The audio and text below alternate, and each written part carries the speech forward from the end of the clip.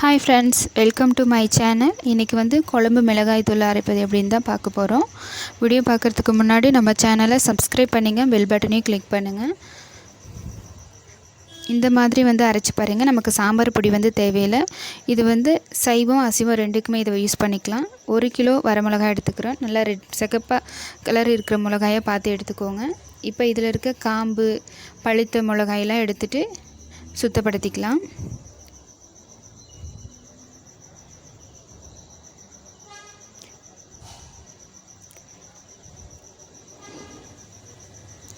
பாருங்கள், காம்பு இதெல்லாம் எடுத்துகிட்டு சுத்தப்படுத்தியாச்சு.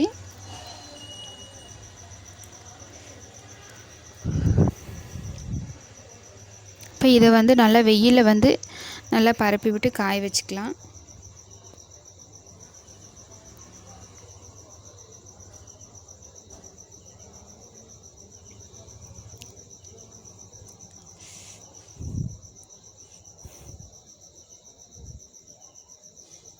இது கூட கருவேப்பிலையும் சேர்த்துட்டு நம்ம காய வச்சுக்கலாம்.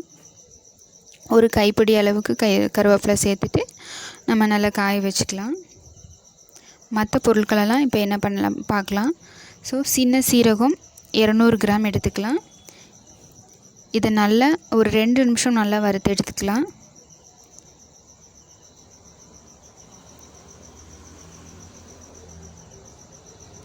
நான் வந்து இப்போ 1 கிலோ வரமிளகாய்க்கு தான் இந்த பொருளோட அளவுகள் சொல்லியிருக்கேன்.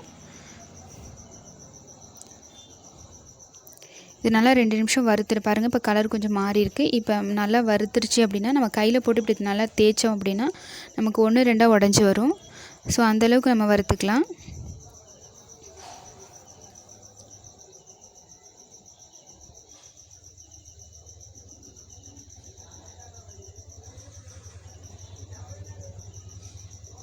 இப்போ பாருங்கள் 1 2 உடஞ்சி வரும். இந்த பக்கம் ஓகே. இந்தளவுக்கு வறுத்துட்டு இப்போ அடுத்த பொருள் சேர்த்துக்கலாம். இப்போ சோம்பு அல்லது பெருஞ்சீரகம்னு சொல்லுவாங்க. இதை வந்து 200 கிராம் சேர்த்துக்கலாம். இதை சேர்த்துட்டு நல்லா கலர் மாறி வர அளவுக்கு நம்ம வறுத்துக்கலாம். இப்போ போடும்போது லைட் கலராக இருக்கும். இப்போ நம்ம வறுத்துக்கும் பொழுது நல்லா க்ரீன் லைட் கொஞ்சம் டார்க் பச்சை கலராக மாறிடும். அந்தளவுக்கு நம்ம வறுத்துக்கலாம்.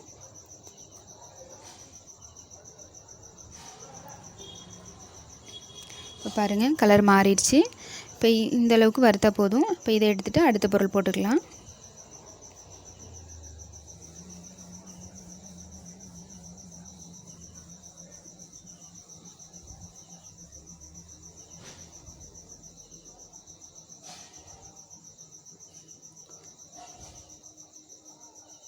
இப்போ கடலைப்பருப்பு சேர்த்துக்கலாம். கடலைப்பருப்பு வந்து 100 கிராம் சேர்த்துக்கலாம். நல்லா வந்து கடலைப்பருப்பு வந்து லைட் ப்ரௌன் கலராக மாறி வர அளவுக்கு நம்ம நல்லா வறுத்து எடுத்துக்கலாம்.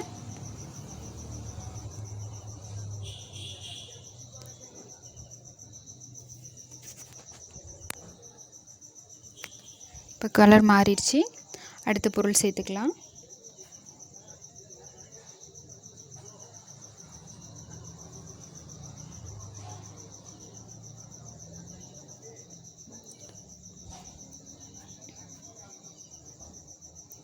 பாசிப்பருப்பு 50 கிராம், துவரம்பருப்பு 50 கிராம் சேர்த்துட்டு இதையும் நல்லா கலர் மாறி வர அளவுக்கு நம்ம வறுத்து எடுத்துக்கலாம்.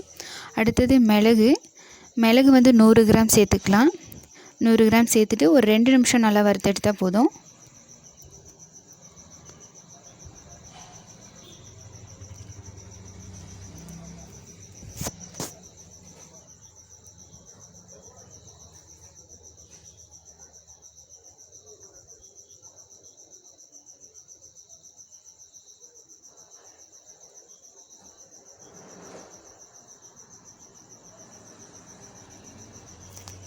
ஸோ 2 நிமிஷம் வறுத்தாச்சு போதும். அடுத்த பொருள் சேர்த்துக்கலாம். மஞ்சள் 100 கிராம் சேர்த்துக்கலாம்.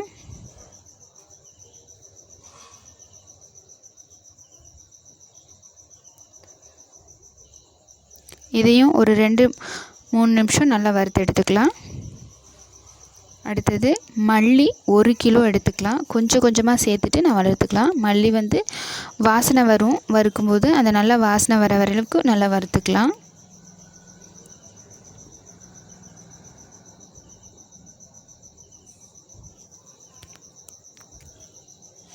நமக்கு வறுபடும் போது நல்ல மல்லியோட வாசனை வந்து நமக்கு நல்லா வரும். அந்தளவுக்கு வறுத்துட்டு நம்ம கொஞ்சம் கொஞ்சமாக மிச்சம் எல்லாத்தையும் சேர்த்து வறுத்துக்கலாம்.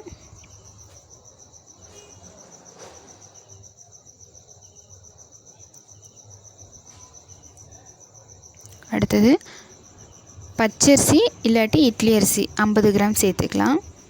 இது லைட் கலர் சேஞ்ச் ஆகிற வரைக்கும் நம்ம நல்லா வறுத்துக்கலாம்.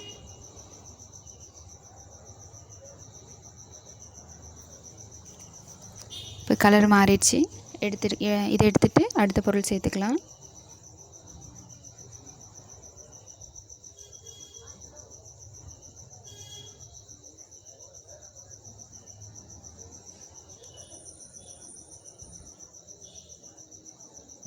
ஐம்பது கிராம் உளுந்தம்பருப்பு சேர்த்துட்டு இதையும் லைட் கலர் ப்ரௌன் கலர் மாற வரைக்கும் நல்லா வறுத்து எடுத்துக்கலாம்.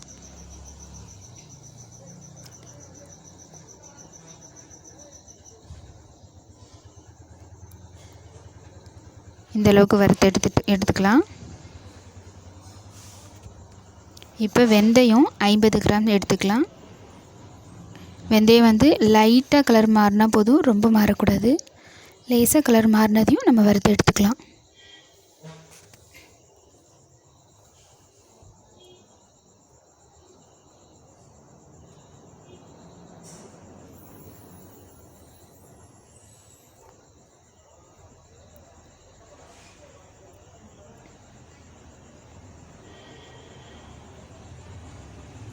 அடுத்ததாக கடுகு சேர்த்துக்கலாம். கடுகு வந்து பொரியிற வரைக்கும் நம்ம வறுத்துட்டு எடுத்துக்கலாம்.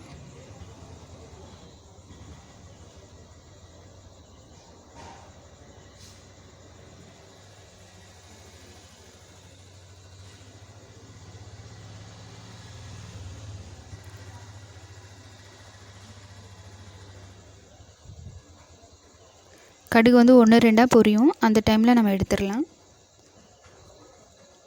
இப்போ எல்லா பொருளையும் ஒன்றா மிக்ஸ் பண்ணிக்கலாம்.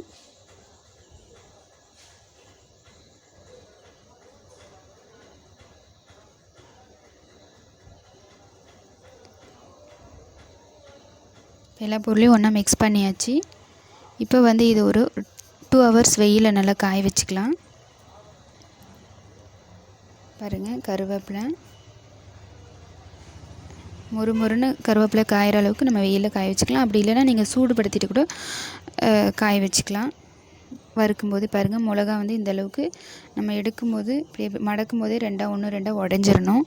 அந்த அளவுக்கு காய வச்சுட்டு எடுத்துக்கலாம்.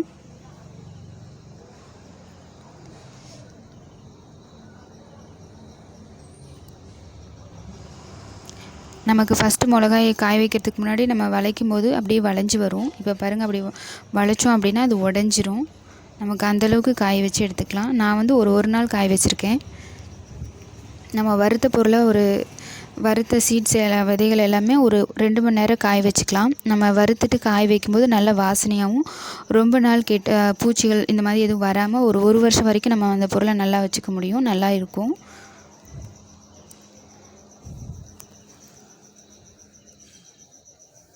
இப்போ வெயிலில் காய வச்சு எடுத்தாச்சு. அதை வந்து எடுத்ததையும் போட்டு மூடி வைக்காமல் நம்ம ஒரு அரை மணி நேரம் நிழலில் வந்து சூட ஆற விட்டுட்டு அதுக்கப்புறம் நம்ம அரைச்சி எடுத்துக்கலாம். நான் வந்து மில்லில் கொடுத்து அரைச்சி எடுத்துருக்கேன். உங்களுக்கு கிரைண்டர்லேயே அரைக்க முடியும் அப்படின்னா நீங்கள் கிரைண்டர்லேயே அரைச்சி சலிச்சு எடுத்துக்கலாம்.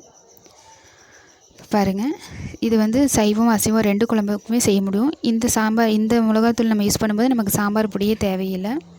ஸோ இதை நம்ம மில்லில் அரைச்சிட்டு ஒரு 3 ஹவர்ஸ் இந்த மாதிரி பரப்பி விட்டு காய வச்சுக்கலாம், சூடு ஆற விட்டுக்கலாம். அப்புறம் 3 மணி நேரம் கழிச்சிட்டு அதுக்கப்புறமா நம்ம எந்த பொருள் எதில் ஸ்டோர் பண்ணுறோமோ அதில் ஸ்டோர் பண்ணி வச்சுக்கலாம்.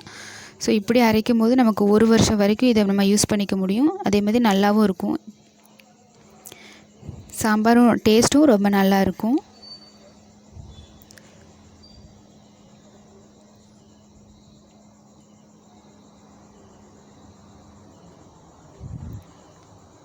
ஓகே ஃப்ரெண்ட்ஸ், வீடியோ பிடிச்சிருந்தால் லைக் பண்ணுங்கள்.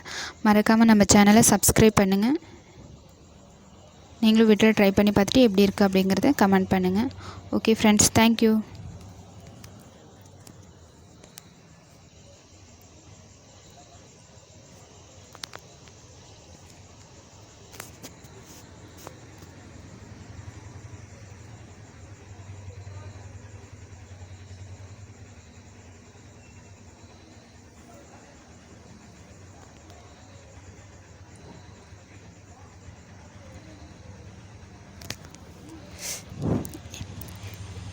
இந்த அளவுகளோட நீங்கள் அரைச்சி பாருங்கள், சரியாக வரும். ஸோ குழம்பு மிளகாய்த்தூள் ரொம்ப நல்லாயிருக்கும்.